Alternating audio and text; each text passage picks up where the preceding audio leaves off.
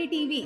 बिहार की सियासत में एक बार फिर लोकतंत्र का महापर्व शुरू होने जा रहा है। मुख्य चुनाव आयुक्त ज्ञानेश कुमार ने बिहार विधानसभा चुनाव 2025 की तारीखों का औपचारिक ऐलान कर दिया है।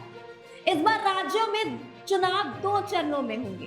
पहला चरण 6 नवंबर को और दूसरा चरण 11 नवंबर को आयोजित किया जाएगा।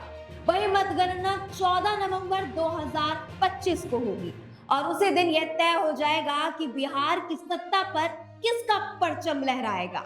चुनाव आयोग के अनुसार इस बार करीब 7 करोड़ 43 लाख मतदाता अपने मताधिकार का प्रयोग करेंगे।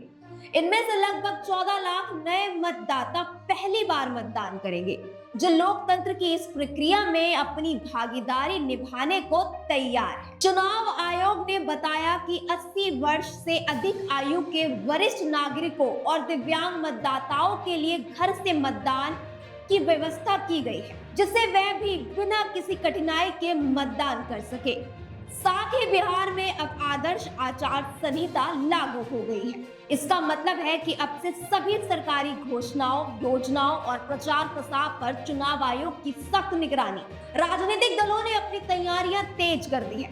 सत्ताधारी दल से लेकर विपक्ष तक सभी ने अपनी रणनीतियां बना ली। नेताओं की जनसभाएं, प्रचार अभियान और सोशल मीडिया कैंपेन अब पूरे जोश पर होंगे। इस बार का चुनाव कई मायनों में खास माना जा रहा, क्योंकि यह राज्य की दिशा और दशा तय करने वाला साबित हो सकता है। चुनाव आयोग ने यह भी स्पष्ट किया कि मतदान की तारीख तय करते समय बिहार का छठ महापर्व का विशेष ध्यान रखा जाए। बिहार और पूर्वांचल में छठ पर्व का अत्यधिक धार्मिक और सांस्कृतिक महत्व है, इसलिए आयोग ने यह सुनिश्चित किया कि चुनाव की तारीखें छठ पूजा के समापन के बाद रखी जाए, ताकि जनता बिना किसी बाधा के इस महत्वपूर्ण पर्व को मना सके।